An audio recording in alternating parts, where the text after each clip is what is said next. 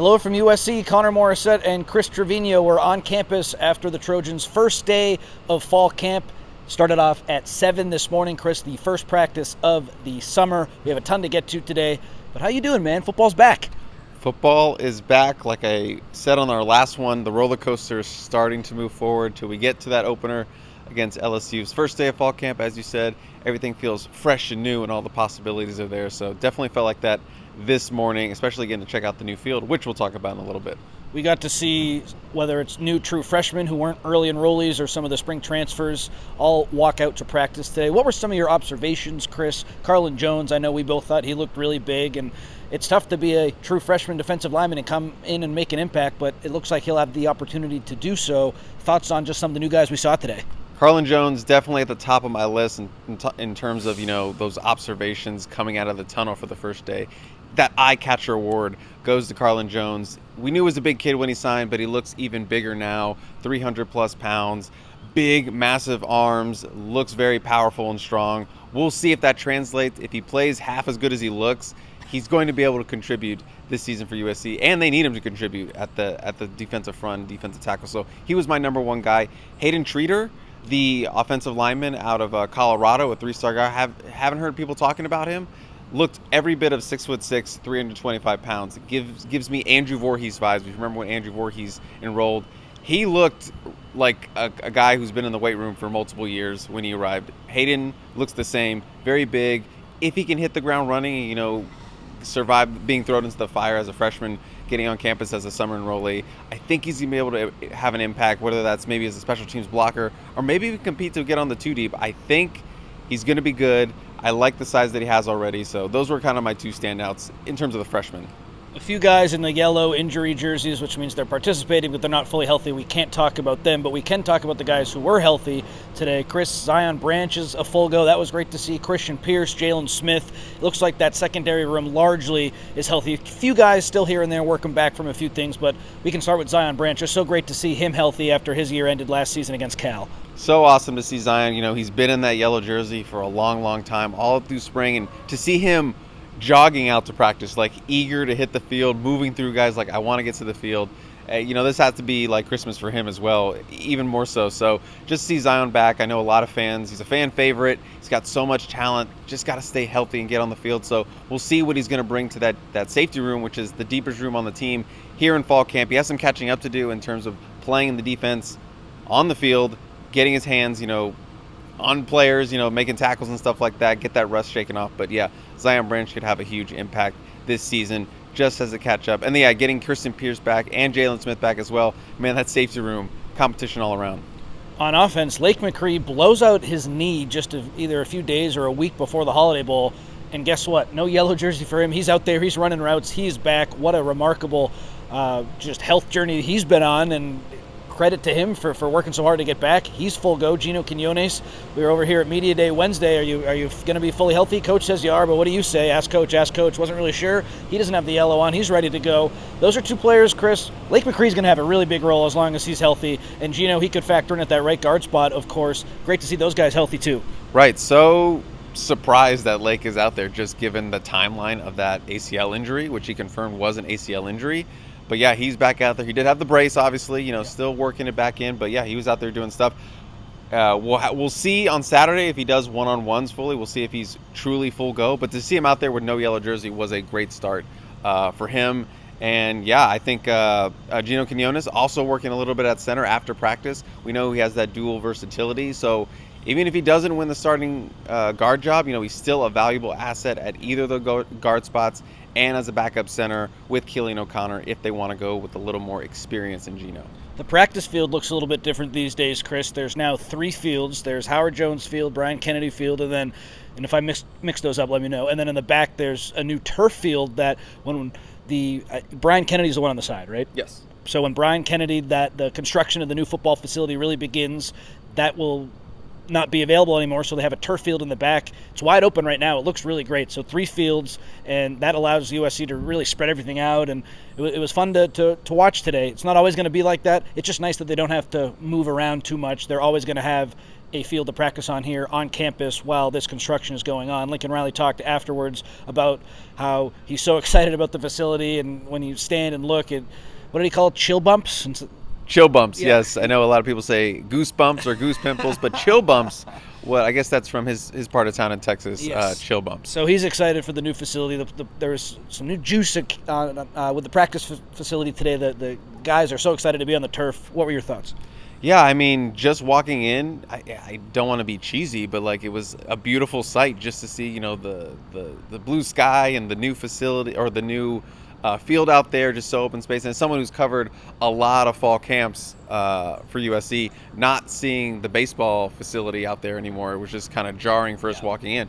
But just so vast and expansive, and it looked really great. And even Lincoln Riley, you could tell he was very excited about the future. And, you know, they're going to rip up Brian Kennedy at the end of fall camp and begin breaking ground on the actual building. And he said, you know, you guys should stand on that field, which is kind of rude because, you know, he knows we can't stand on the field, but he says you guys should stand there and just, you know, feel the vastness of like what's coming and like the future and where that building is going to be, you know, the most advanced college football facility in the country when it gets built, with all the bells and whistles. And he was excited about the new renderings and videos and all those stuff that's going to be coming out in the next couple of months. So he was definitely juiced up about it, and, you know, having that vision for the future of the program. And, you know, he said when he took us back to when he first arrived at USC and he first walked onto the fields to watch practice for the first time, and you could tell, as USC fans know, this is something they needed. They needed facility upgrades. So to see where he was when he first walked in to now having breaking in that new turf field, and then in a couple weeks they're going to start building on the facility, you know, it feels like closer to a full circle moment. Not fully, got to wait to that open the door for the first time in the new facility, but yeah, he was definitely excited about what's coming and what's happening right now. And let's get into some of these practice observations now. So as always, the practice opens with most of the team stretching, but then there are a few players who are fielding kicks and punts. No surprise, Zachariah Branch and Mekhi Lemon were a part of that group.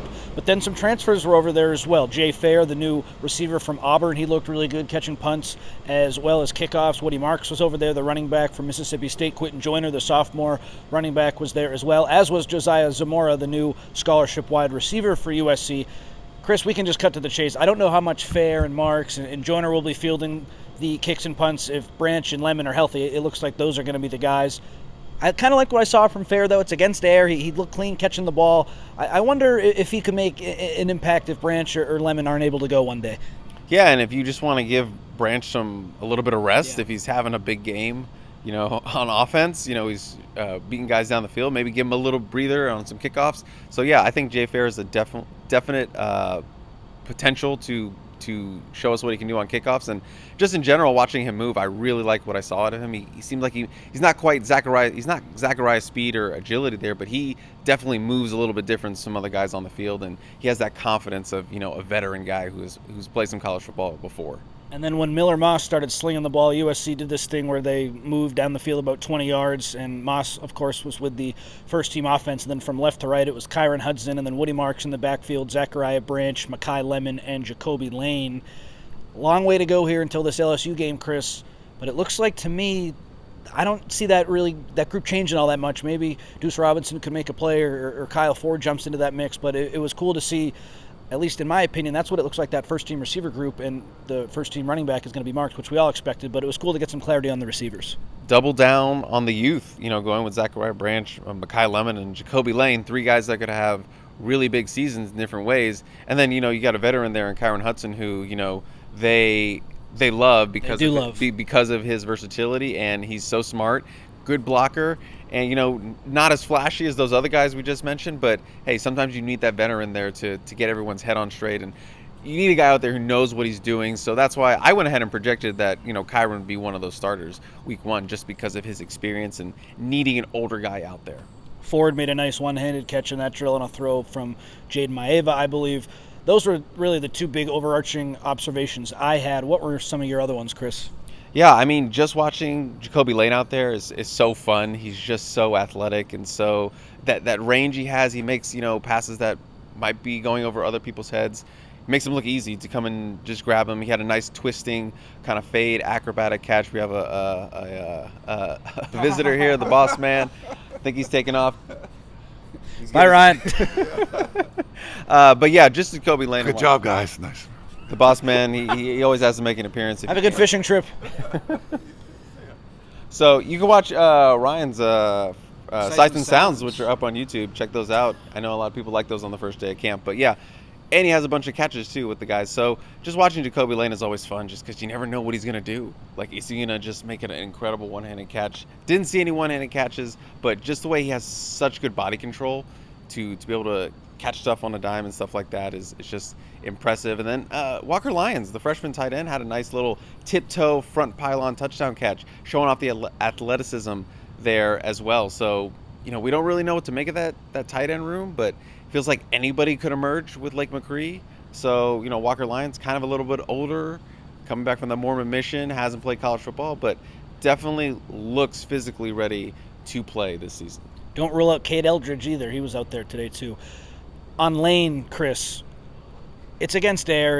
He's a receiver. He's got to catch the ball. But one of the quarterbacks just whipped a pass right in his direction, and it was like a vacuum. He scooped it right up. Can't see a ton today. Would have loved to have seen him go up against a defensive back, but just the overwhelming sentiment that we've heard from him this offseason, or about him this offseason, is just how he's ready to make this big leap. And he just looks so fluid and so ready. There was one point where he was sort of leading a drill and they were running some routes, and he said, hey, as a second-year guy, hey, if you're not in, get back to the 30-yard line. I just see him taking a big leap developmentally and as a receiver as well, and we kind of saw that a little bit today, which was cool. He was even coaching up a walk-on during one of the catches. He said, you got to tuck the ball in. So definitely seeing, that maturity jump from Jacoby Lane, that kind of leadership move for Jacoby Lane, which is, they're still just sophomores, but those sophomores are going to have to lead on the field as well just because of their talent level. Yeah. If this 2023 recruiting class that Lincoln Riley brought in, his first full one, has a huge impact this season, that is going to be really, really big, of course. Let's get to what Riley had to say after practice, Chris. What stood out to you? Talked about the facilities. I asked him about at Big Ten Media Day how he talked about wanting – he didn't use the word patience, but he said, I'm not a magician. This is going to take some time. We're still in a rebuild. I asked him when they'll be out of the rebuild. We can elaborate on that a little bit. Talked about the weight gains. Talked about the first day of camp. A lot of good stuff today from Riley. Defensively, obviously, a lot of USC fans want to know, how is the defense coming? He seemed very pleased with the performance of the defense. And again, it's not pads. They're just wearing their kind of little spider mesh pads things. But it sounded like, that he was pretty pleased by how they perform. He says the comfort level for that defense looks a lot better than it was in the spring. Seems like they've picked up right where they left off at the end of spring camp. Back here, they just look more comfortable. It looks like they're progressing, as expected. They're still installing slow, but it sounds like he likes the pace that they're going at and what he's seeing from them on the field. Flying all around, just looks like they're more confident in what they're doing out there. Obviously, those guys that are picking up the scheme outside of, a John Humphreys or Kamari Ramsey. But sounds like the progression is going well. Again, it's fall camp day one. We'll have to see what it looks like when the pads come on. But at least day one seemed like a very good start for the defense. Absolutely. And he sort of walked back what he said at Big Ten Media Day after my question. He said, we have a real sense of urgency. We want everything to happen now. I'm going to write a story about it. He sort of preached patience, like I said, at the Big Ten Media Day, and then I asked him, I used that word, and he said, there's no patience. It needs to be now. And he said he was over the moon with USC's NIL setup. So I don't know if he was a little cranky in Indianapolis, but he seems to be in a much better mood today, probably just because football's back, I would imagine, and he's focused on the season. I just imagine him going to Big Ten Media Day, a lot of national media, a lot of reporters. You gotta be on edge. You gotta be on edge. You gotta have your guard up a little bit. That's what I assume it was. Yeah. Maybe he didn't like the food. Any final thoughts on Riley or practice overall before we get out of here? I think one of the good quotes is, we want to get more first guys off the bus kind of guys. They want bigger size. They want those guys that are intimidating off the bus. You know that old adage about football, but you see guys making a lot of strides with the weight. We'll see if that could progress as a whole with the culture of USC, because they had to start from kind of ground zero with being lighter and faster on the last defensive staff. Benny Wiley and Rachel Suba, the nutritionist staff, they did a really great job this offseason. So we'll see what that looks like on the field, but I think they did their part. They held up their end of the bargain. Now it's up to the coaches to put them in the right position to show off those new gains. Show off the guns. Open practice tomorrow, practice number 2. The USCfootball.com team will, of course, be there. So we'll see you then. For Chris Trevino, I'm Connor Morrissette. Thanks for tuning in.